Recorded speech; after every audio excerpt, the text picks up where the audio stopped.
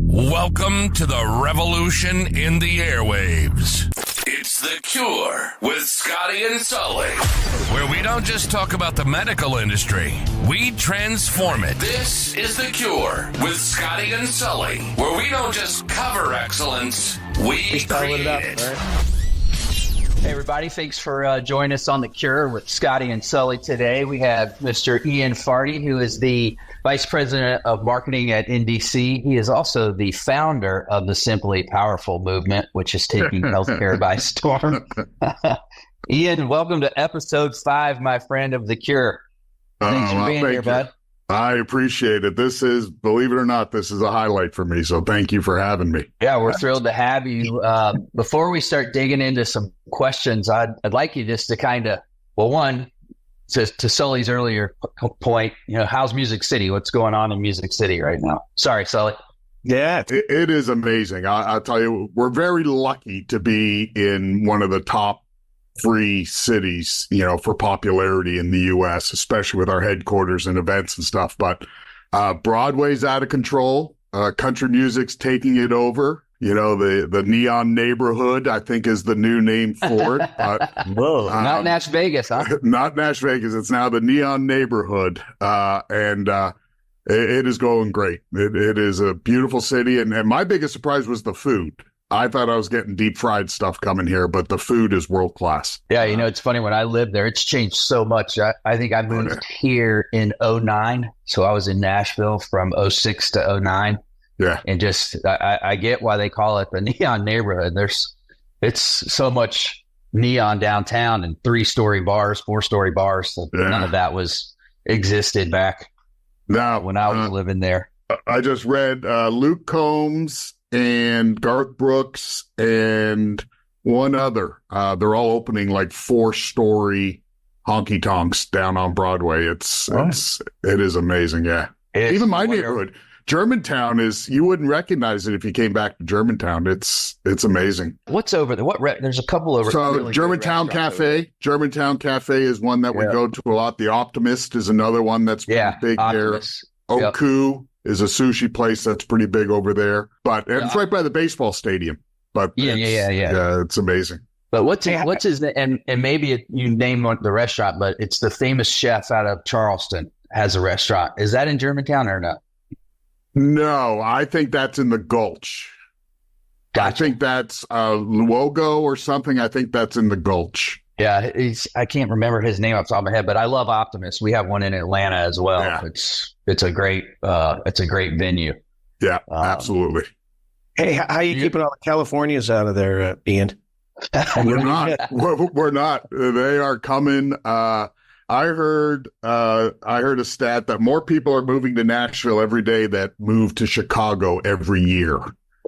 Oh my gosh! Really? Yeah. So it's pretty unbelievable. In fact, the airport, if you haven't been to Nashville Airport, it changes every week. The hotel, the shore, the terminals, the stops. The whole place is just exploding. That's awesome. Nashville Airport is where I spent 9/11. Oh, really? I landed about 10 minutes after our first plane hit. They didn't say anything to us on the flight, but I'll never forget. And that airport doesn't look anything like it did back then. No, that was back in my Sempermed days, obviously, in 2000. And I remember watching the next plane hit on just an old TV that hung from the ceiling. That was like a fat TV, not even a flat screen. Yeah. And then spent the rest of that afternoon in Jim Stover's office watching it on the TV in his office. That was a bizarre day, but I always think about that when I'm in the Nashville airport. But it has changed, and man, that Sky Club there is amazing. Yeah, it is amazing. You mentioned 9/11, and I remember Nashville Airport for watching Canada win the gold medal at the Winter Olympics hockey. And so, I sat, same thing, little TV at a coffee shop and watched the gold medal game. But well, speaking of Canada, yeah. Before we start jumping on a bunch of questions, why don't you kind of give us your background, give the audience your background, and I want you to start from when you illegally crossed the border. Legally? Illegally. 1980. From what I understand, you're a gotaway. And give us from there to today. Yeah. So again, I've been incredibly lucky through my career, and I worked for a special event production company up in Toronto starting out, and it was right when the strength of the U.S. dollar was unbelievable. So we had a lot of U.S. shows coming into Canada. We had a lot of special events coming to Canada, and through connections, I realized that, events and marketing and trade shows and all that was really something I loved. And if I was going to make a living at it, the United States was the major leagues. So through those connections, I was able to come to the United States, Washington, D.C., had worked for a great company, another phenomenal, lucky, break on my part. Then I got drafted. I always use sports analogies. I got drafted to the largest special event production company on the East Coast, a company called Hargrove. And that really started the wheels turning to what ended me up at Haida back in 2003, 2004. That's cool. Ian, well, while we're on that Haida, it was probably 2003, 2004. Boston. Well, we had two of them. So tell them about the big event in Boston. We'll start with Boston, and then we're going to go on to dodgeball. Dodgeball. Well, dodgeball is legendary, and we're talking about bringing it back. Dodgeball was spectacular. That was in Chicago. The 3-on-3 basketball tournament was in Boston, where Sully, you announced right beside Michael Buffer. That's right. You and he announced the game. That's right. Well, so for the folks who aren't maybe so familiar with Haida, tell them a little bit about what the organization is and just how cool those Haida events were, because those things were a combination of a Broadway show, a Cirque du Soleil, Mardi Gras, right? I mean, it was everything, and you put them all on, right? So let's. How do you say tell them that? about it. Mardi Gras. Mardi Gras. Well, there's stories for podcasts and there's stories for happy hour. So I'll do the podcast stories. But so Haida, Health Industry Distributors Association, it is the trade association for our industry, medical product distribution, education, networking, and events. Is really now government affairs has probably become the point of their spear. They're really leading the industry, down that road. But once a year, the NDC exhibition Streamlining Healthcare would host, hundreds of manufacturers and hundreds of distributor companies to an event, usually in Chicago. And part of that event was to also appreciate the relationships. When I was in the trade show industry, you had customers, but what I have certainly learned quickly in healthcare is that this is still very much a relationship business. So when you produce events, you have to remember that you're producing an event that people are emotional about and want to be a part of. And we have a saying here at NDC, we have a great time taking healthcare seriously. And that really is kind of what Haida did as well. And we always wanted, and that transcended when I came to NDC, we always wanted to have people leave saying, my God, how did they do that? Which led to the infamous dodgeball tournament, as well as we also had, there it is. So that's Al Kaplan. He is the actual referee from the movie Dodgeball. And he came down to referee the final game, the championship game of Dodgeball that night. But we also had the American Gladiators there that night. In fact, I have a photo back here. That's me and the Gladiators, and they were there that night as well. And we had a bunch of other things going on, but that was certainly a legendary event. Yeah, but listen, you undersell your creativity, right? Because they gave you the hall pass to just come up with the wildest ideas. And so at some point you sat in your office just like that, and you said, I've got an idea. Can you imagine if we get the real American Gladiators all roided up, right? And put them up huge. A bunch of middle-aged dudes and ladies half of them with blown ACLs and back fat, and let's have Electro fire a ball at the head of the 45-year-old guy. Yeah, it's pretty amazing. I still, Michael O'Hearn, who was Titan, I still follow him. But yeah, to be honest with you, the secret, and I am in the twilight of a mediocre career. So I follow three things. I follow USA Today used to be the best blueprint for success because it literally touched on everything that our customers follow, right? Headline news, sports, entertainment, weekly updates.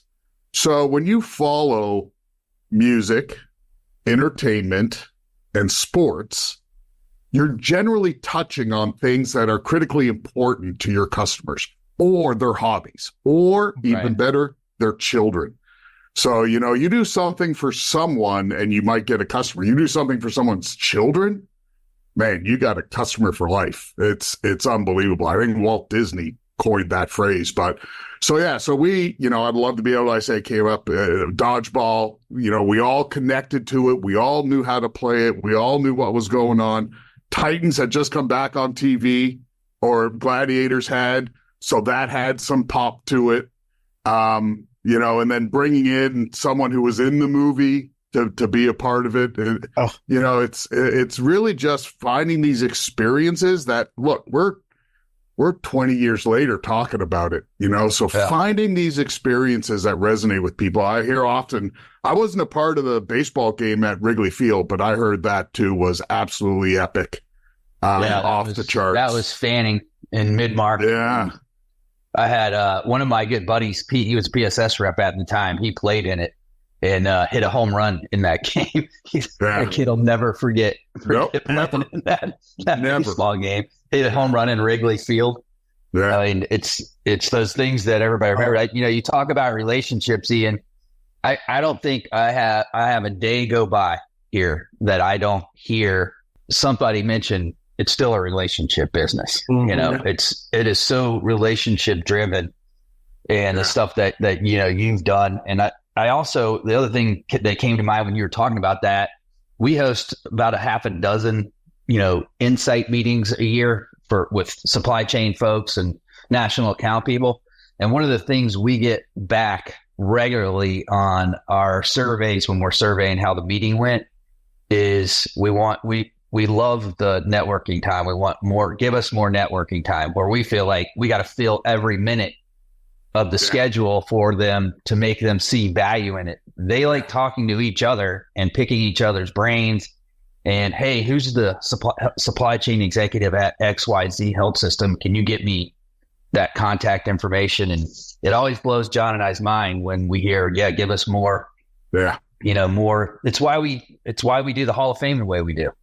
It's just a night to come and everybody kind of leave their swords at the door, and it's an industry night. It's no business, just enjoy and have fun and make fun of ourselves. Yeah, it's pretty amazing. And I think, Scott, you were a part of it, our Leadership Advisory Council, when we started that last year, and we took them to a Preds game. That was a blast. About 40 people, and that was October, and people are still telling me, finishing emails with, by the way, I had a great time back in October. I'm like, that's what it's all about, and there was no program in that. Kind of along your journey, you got a mentor or two that that just taught you some stuff that you could share? It's not going to surprise anyone. So the first two people I met, Hyde Executive Conference, John Sassen, John Moran. I didn't know who they were. I was some new guy to the industry. I remember Elizabeth Hillis sending me the AMS courses, understanding the human body. And I was like, what the heck did I get into? See, my parents put that book on the coffee table when I was about 7 years old. That's right. Shut the door. Playboy. Yeah, and shut the door. So those were National Geographic.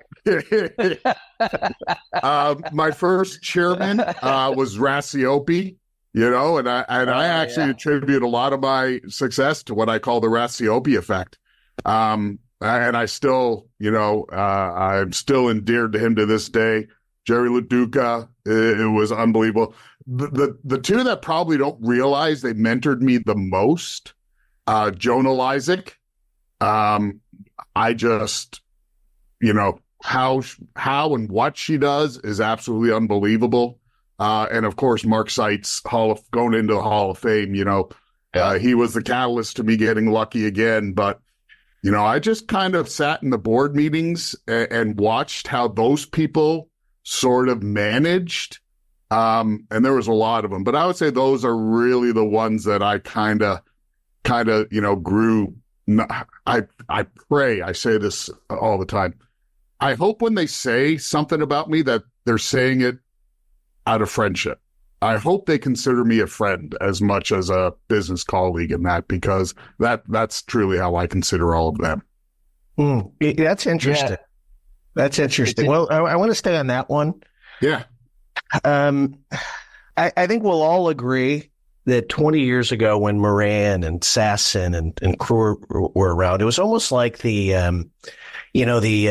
golden years. It feels like it was the golden years. Now, I don't know if that's just because we've gotten older, but we looked up to these folks so much and we wanted to be them, right? And if we had to peel back, what were the skills they were great at? They were friends with each other. They were amazing. They were so willing to help and share their knowledge and skill with everybody. And it just felt like a really good era. And of course, now we're all at the age now where I look back and I'm like, oh my God, I'm the age of when I worshiped John Moran. Yeah. Right? Yeah. Do you think we can fill their shoes or the folks at our level? Can we do that? I think we can do it differently. I think there's different pressures on everything we do now. I speak to people and they're doing more in their workday than they've ever done before, but I think they've also got more tools. I just think it comes down to healthy competition. So you can be a nice person, you can give advice, you can share industry knowledge and those types of things. And it's the Hall of Fame dinner. There are people going into the Hall of Fame every year, 20 years later, and everyone shows up because those people have found their lane in our industry. And I'll tell you what, Natalie Martin, on our team here at NDC, she is that next one. She is out of control, phenomenal. Does an unbelievable job. I could say she's the straw that stirs our drink, and she'll mentor someone someday, and they will absolutely wish that she considers them her friend. So they're out there. There's just a lot more pressure than we had back in the day.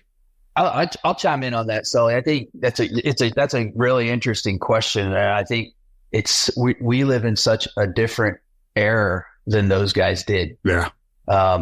And I say that from a sense of it's hard to go call on a customer in their place of business today because so many people don't even come to the office, and marketing teams are spread across the country. Yeah. Instead of, hey, I'm coming out to San Diego and I want to meet with all of the diagnostic companies in the office with the marketing teams and sit down and go through their plan for the year, what we owe them, what we've done.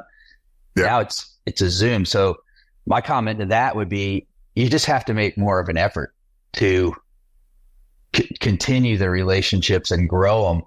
And to Ian's point, there are more tools and we can use Zoom and everything else. I worry about the generation kind of behind us and how those relationships are going to look given people aren't face to face. And man, how hard would it be to break into becoming a national account representative for a manufacturer and you can't go sit with your category manager? Yeah. At one of the distributors. And it's even true in some areas we see on the supply chain side at the health systems where they're still working from home and they're not at the actual facility. So, yeah, I think it's a real interesting question, but I think that we can just have to make a different effort. And the communication styles are so different. Those jokers saw each other just a handful of times a year. They didn't have cell phones for the most part. I mean, Moran still does leave a different. Still doesn't have. Yeah, exactly. Well, and you know what? Also, I think, the disposable, the dollar is used different nowadays. So, I remember, Midmark showing up in wedding dresses, 40, 50 strong. I remember selling 40 by 40 booths and, I don't know if it's time or COVID or, chief revenue officers, which is a great title that I deal with now at hotels and those types of things. It's, I think a lot of that has changed where the need to provide Sassen going and talking to Moran at a HIDA executive conference. No one needed to measure the ROI on that. Yeah. Just, you know what I mean? That's a brilliant statement, right? Yeah. But I am tested. Hey, wait, before you go there, just for the listeners who don't know, who is Sassen and Moran? Because this is, they might not know. Yeah. Well, you all probably, look, I'm new to this game. John Sassen, PSS, now, unfortunately passed away. Actually, shortly after a Hall of Fame dinner, I spoke to him a couple days beforehand, offered him a ride to his hotel. He said, "It's okay, Ian, I got a car." I was like, of course. John Moran, absolutely legendary, has a very prestigious award named after him. CMO, maybe finished at PSS as CMO, maybe EVP. John Moran, good God. You're talking Welch, Allyn, Mount Rushmore. Legend. Yeah, Mount Rushmore of Welch, Allyn. And Jack, his son, still in the industry, running a great company, doing great things. Don't forget Danny. Danny's there too. Danny's doing great things. Danny's the quiet, chill one. Yeah. I don't get to spend much time with quiet ones. I don't know why that is.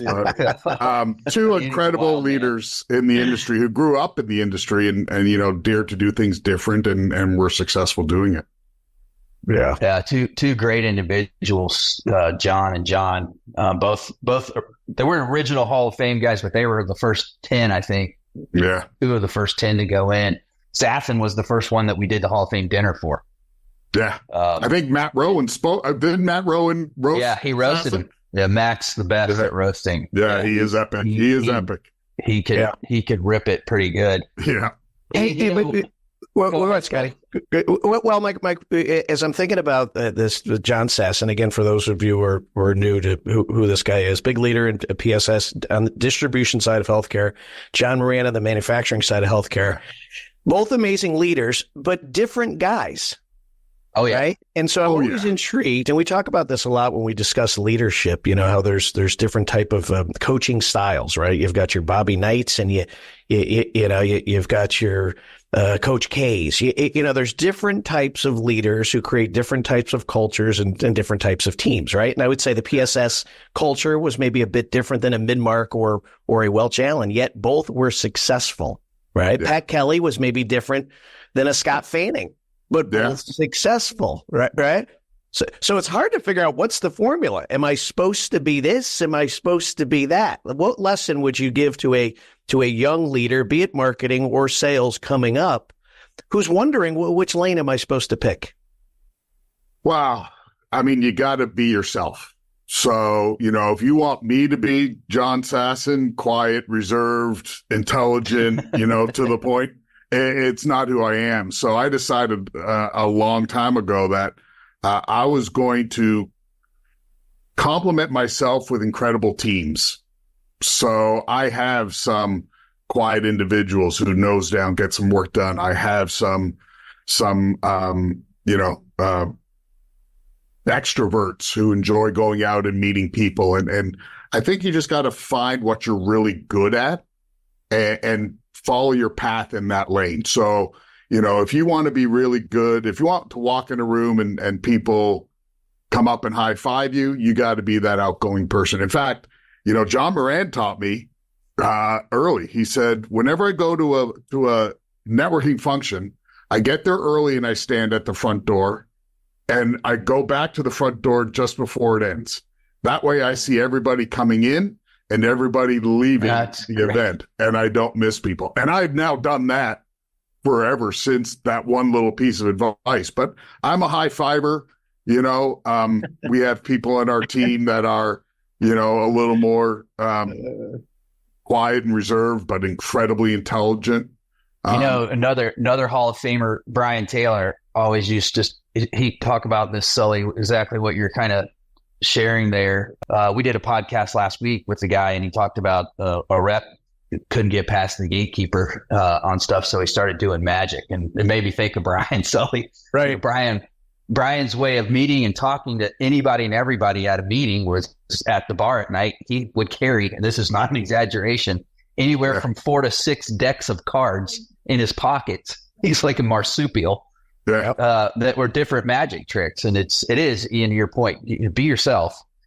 John was Sassen was very quiet, soft spoken, but people just gravitated to him, and he was so caring. Yeah. And then you got Moran, who can just be the biggest jackass on the planet, and he always had Malero around him. Yeah. So, between the two of them. Man, remember this one? There it is. I did. Yeah. I just unpacked some boxes back at Chez Fardy North, and I found mine. It was one of the best. I posted it online, and it got more likes than much of the real content I post. Hey, I want to go back to this concept of when you were at a meeting and what John Moran would do, and I love that, showing up at the front door and then being there at the end. And I really try to coach younger salespeople that. Right now, I'll do an exercise. In fact, I did it yesterday. Of course, young Charlie Pritch was in the audience, Scotty. Right, we had Pritchard's boy. Yep. I was with MedPro doing a 1.5-day boot camp, and I do this every time I do a session. I say, I want you all to stand up and turn to somebody who you don't really know. Yeah. Now, they may go 3 or 4 people down, and I say, I want you to make a statement about yourself, then ask a question, and then let the person answer, and then that person should then ask a question back. And I make them do it just for 2.5 minutes, and then at the end I say, did anyone learn something new? And they'll always say, yeah, I did. And then they'll say, I didn't realize this person loved to ski. I didn't realize they had 3 kids. I didn't realize they loved this. I didn't know they knew this. And then at the end, I'll say, how long have you known this person? I've known him 8 years. And I say, well, why didn't you know that? Well, I never asked. I say, these big meetings, and I think that's what you brought up, is the value. And Scotty, you brought it up. The value of those meetings comes from those 2.5 or more conversations that you have where you learn stuff you never did. Yet, there's still salespeople who go to an NDC meeting or will go to a HIDA or go to their national sales meeting, and they'll hang out with their boys. And they got their girls, right? Yeah. And they miss the opportunity to meet a whole bunch of people who they can either help or might help them, right? That should be a big lesson at these meetings. Go meet 20 people who you didn't know and genuinely care about them and ask questions, right? And a lot don't do that still. Would you agree? Oh, 100%. I do a session on passion, and I talk about how a 12-year-old has more passion than many of the salespeople in the audience. They'll go out and they'll play sports for free, and they'll give it their all, and they'll, go get dirty, and they'll practice, and they'll sleep with their baseball glove. And, we show up on site, and I say, look, you can stay in your room and you can return emails, or you can come down here and if you're smart, what you follow up the meeting with isn't a sales pitch. It's finding out someone has a Disney decorated kitchen, and you go to Amazon and you buy the Mickey Mouse toast cutter and you just send it to them. And all of a sudden, you're in, and those things pop up all the time. So, they complain about the events not being, worth their while, but they're not make them. Yeah, 100%. You're Dick Mormon. Dick Mormon would carry around a sheet of paper into the big bar when we were at the Hyatt on Wacker, and he would have the names of the people that he would want to see in that bar that night and cross them off because he had to, buy him a drink, meet him, follow up on something. He treated every event like it was part of the business. There wasn't a downtime. You were always selling, always be closing. ABC. I'll tell you another group that's good at that is the PDI team. they always have a plan of the social side of everybody makes their meeting plans. They're going to meet in your meeting rooms and all of that. But I was always impressed with that team of how they plan every meeting. And Jennifer just sent me an email or a text 3 weeks ago about dinner at the executive conference. Like I haven't even thought about starting to plan out dinners, and they've got their plan in place. I think meetings are when folks complain about meetings, except besides the fact we were at the Hyatt for 20 years in a row, thanks to you signing that long-term deal, head of hair, which Sully hadn't been in so many years. Scotty. Sully hadn't been in so many years, Ian, and he was there this year. And he's like, "Where are you guys?" He goes, "I'm in the lobby." I'm like, on Whacker. On Whacker. On Whacker, yeah. I'm like, I thought Ian signed a 40-year agreement. I'm in the Whacker Hyatt right now. I had a nice room. at that Hyatt Regency O'Hare. I'll tell you that. And do they have a nice room? No, in fact, and I don't get nice rooms there anymore. The room I had last year, I couldn't sit on the toilet. Because it's a tiny little closet, right? Yeah, and it was round. My room was round. Yeah, so I've been in them. It was amazing. I was like, how does that pass? Yeah, the door. I don't know how the door just barely misses by that much the toilet. Yeah, you can't. It's unbelievable. That was my room. But it makes you laugh.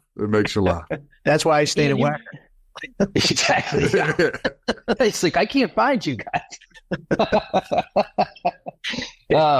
Ian, you mentioned content earlier, and I genuinely think you're one of the best in the industry in your role at putting content out. What platforms do you like the best?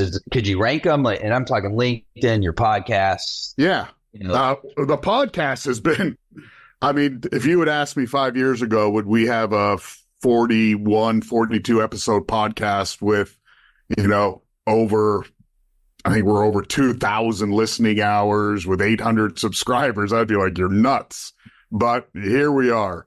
Podcast is pretty specific. I would say for us, our best performer is LinkedIn. Now, our best performer in post-acute care, believe it or not, is Facebook.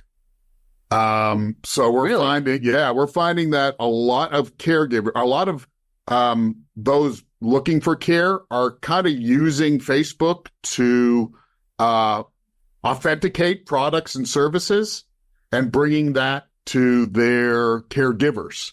So we're seeing real high for Preferred Medical, real high Facebook. Facebook for us at master distribution is not as powerful. Yeah. Twitter for us is more real-time news.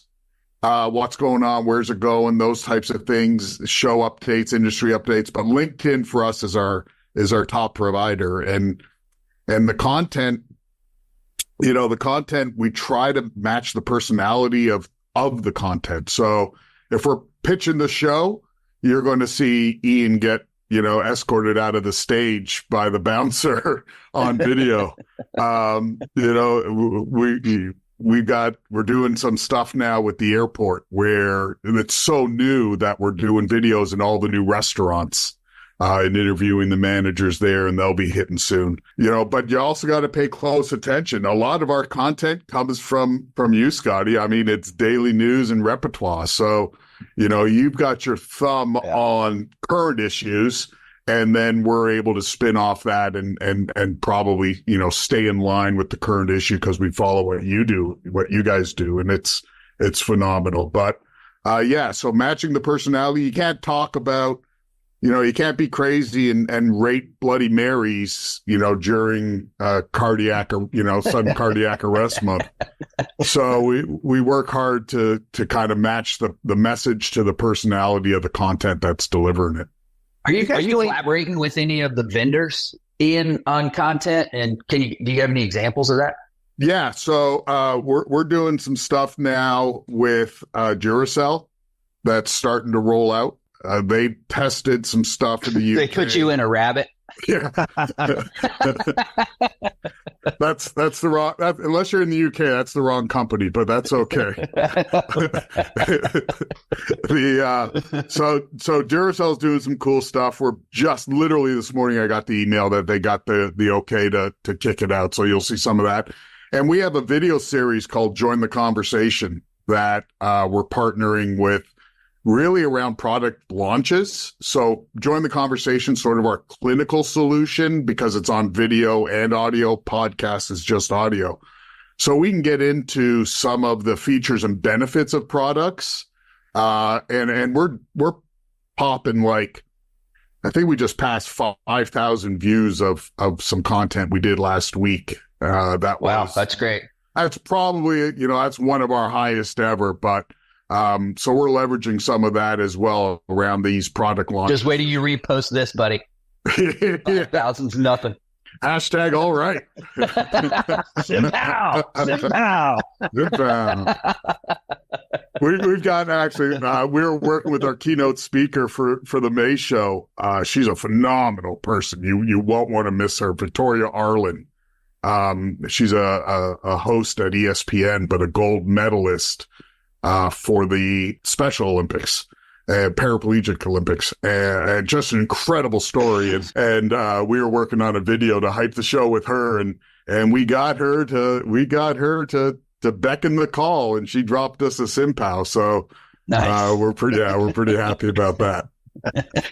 That's awesome. Hey, one more question on the social stuff. Do you do any paid ads? What's your take as a marketing guy? Yeah, so very little. We do some paid ads on the preferred medical side because those products, whether you got Puggles or Kangaroos or Joeys, we're buying some words and doing some paid ads on the preferred medical side, especially around infusion, which is a big focus for us coming up this year.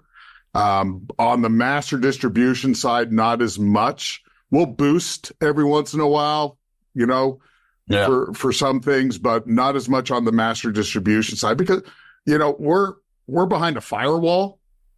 So, to buy from us, you've got to have licenses. You got to have an agreement and those types of things. So just getting the search and getting the click isn't always enough for us. We need to really engage in that lead generation.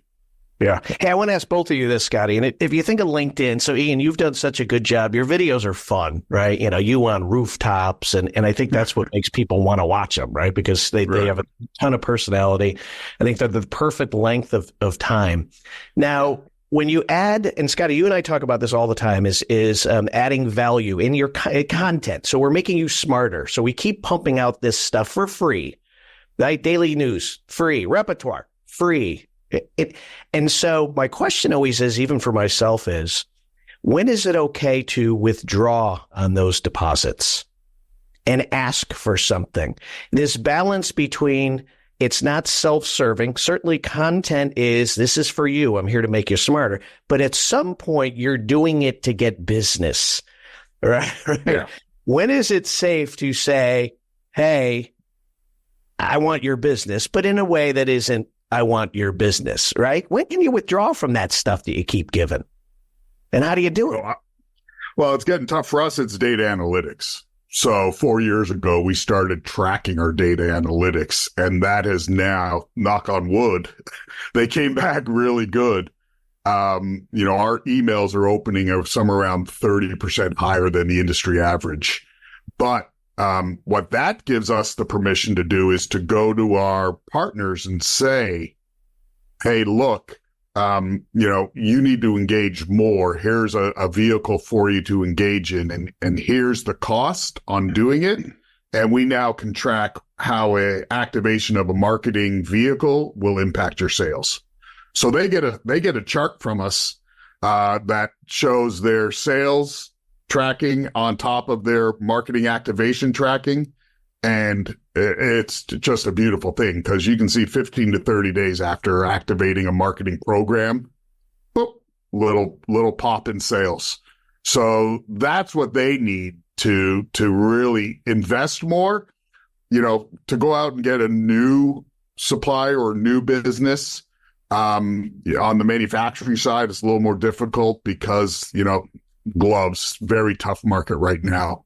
How many do we inventory? It's crazy. So we do better growing wallet share with existing customers and moving them up in their investments because it's paying off for them. So that makes the ask super easy. Distributors, I mean, if you're opening up a medical product distribution company today, would you try to go direct to 400 manufacturers, which is essentially who we have in our warehouse? Or would you sign up with NDC and have access to, national pricing, GPO contracts and rebates done for you, and, those same 400 manufacturers and all their products? Yeah. So that's a little easier. Yeah. I was just saying, that's a little easier. So I would answer that a little different than Ian. And I go back to what you talk about in when you're giving your sales training in 20 days to the top stuff, in the sense of it's okay for a customer to ask you for something and it's okay for you to give it to them, but you should also ask for something in return. Don't ever give something that you don't ask for something back.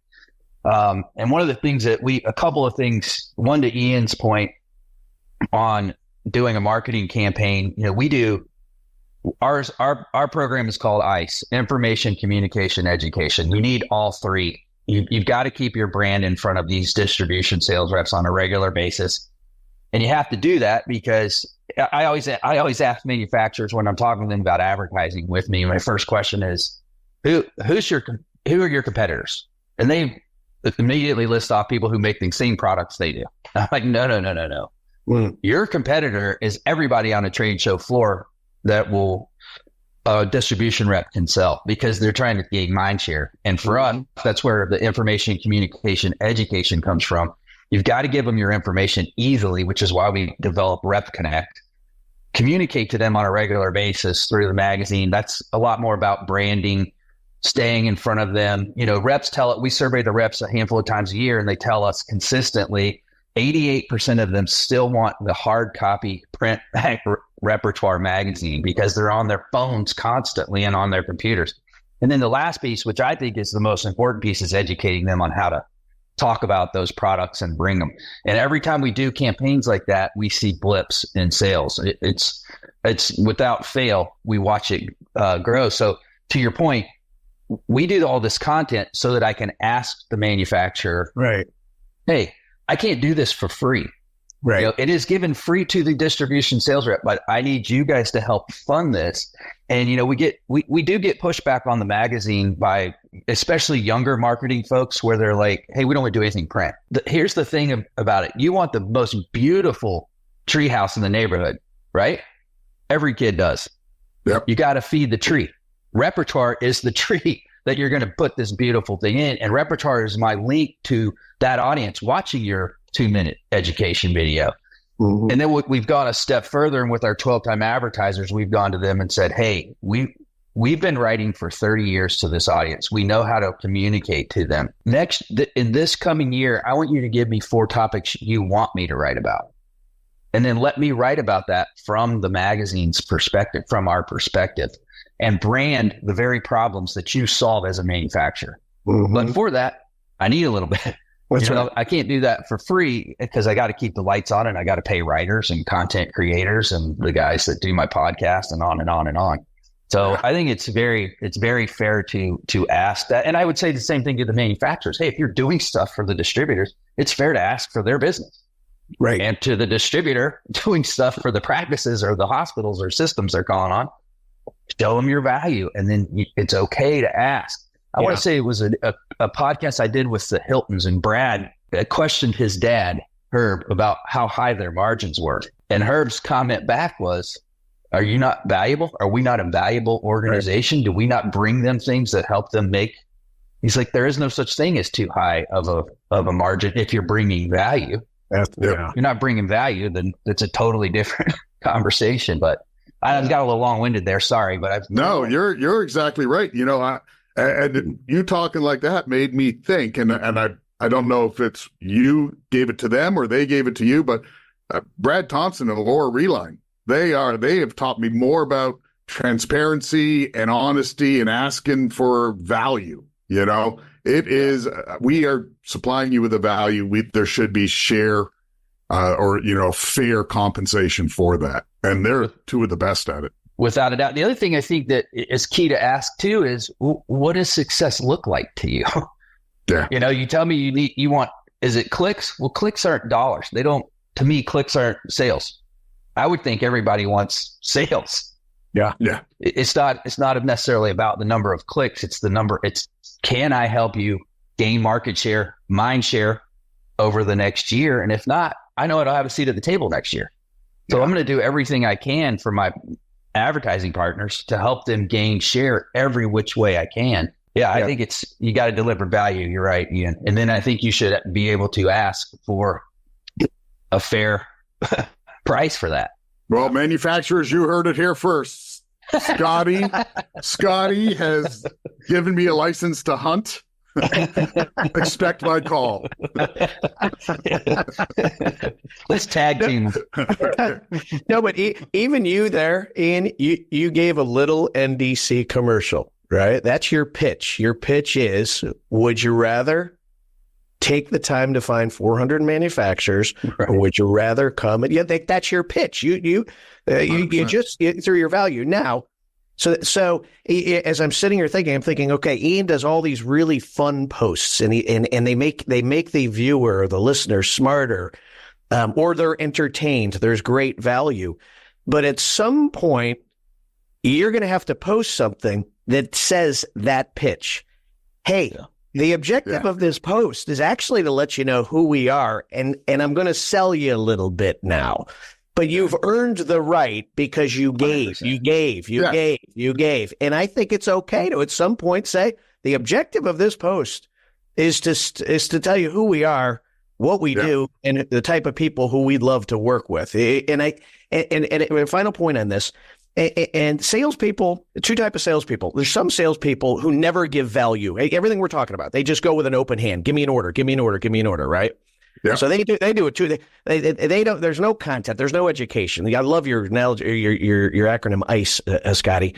But then I have some salespeople who they pop by. They're always helping. They're doing the favors. They'll do the late night in service at 2:00 in the morning. But then they're afraid to ask for an intro to the other department. You know, like, if you're doing the first part right, you've earned the right to ask for the business, and I just think we all need to be reminded. Yeah, 100%. You nailed it. So, yeah, all right. What are you doing right now to kind of engage the members? To what Sully was talking about there. Yeah. So, on the business side, we've done really well at treating distributors as customers and suppliers as customers. They are equal in our camp. Yep. So we're rolling out some pretty slick supplier solutions and distributor solutions that will literally have them do better business. So, you think back in the days and NDC and NIMCO and buying groups, NDC is no longer a buying group. We're a solutions provider to both distributors and manufacturers. And sounds like some marketing guy came up with that. and it's some real slick stuff around contracts and rebates, reimbursements, some solutions for suppliers' business that will improve their business, and same for distributors. So that's probably the coolest stuff. Obviously, there's acquisitions that are always, I just hope we finally acquire someone with a marketing department, because right now we've got a streak of about 4 or 5 companies with no marketing department. But so that's super cool stuff going on. And Steve Martin is doing a phenomenal job leading those supplier relations. And John Cooksey and Mark Klein are doing phenomenal work. And of course, Jack Stevens knows both so well, our new CEO, that he's brought some great ideas and direction to the entire organization that way. On the other side, our event's 11 weeks away. So, it is the largest event for independent medical distributors in North America. We're pretty proud of that. And we've got some great stuff planned. We're actually this year, I'll let you know, we're actually opening night, military appreciation night's on the pool deck.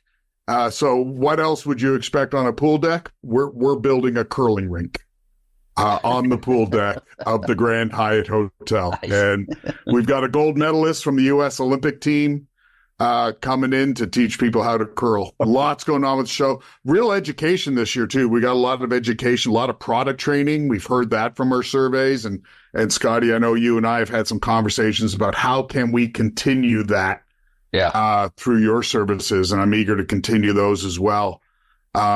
So yeah, there's lots going on with the show and back on Broadway and the Grand Hyatt and closing night parties at Justin Timberlake's 1230 Club, which is a whole new vibe for us. It's swanky, it's jazzy. So that'll be interesting to see. So there's a lot of new stuff going on as far as that, but most of our focus, we're very lucky. Haida was very gracious to give me an event to play with and NDC, and I report to Steve Martin, and I check in with him, and he has sort of the same look you two had when I told him we were going to put a curling rink on the pool deck. I was like, oh, okay, you got a little capital. So I don't miss it this year. What night is the closing party? Closing party's May 15th. Wednesday, May 15th. Gotcha. At the 1230 Club, walking distance from the Grand Hyatt. So we're pretty excited about that. Gotcha. Sully, you take us home, buddy. Yeah.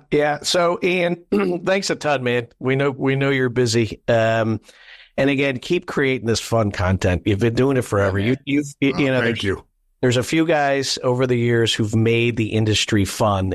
And I think, there's always this balance between it's healthcare. Aren't we supposed to be professional? Aren't we supposed to be, aren't we supposed to be like pharma companies? This is a serious business. And I think what you've taught a lot of people is that no, if we're going to wake up in the morning and we're going to work our asses off, we're going to have a blast doing it. And I think just giving that hall pass to people like me and Scotty and the younger generation coming up, it'll make their jobs more fun. That'll make their engagements with their customers a lot more fun. And fun still sells. So keep doing it, man.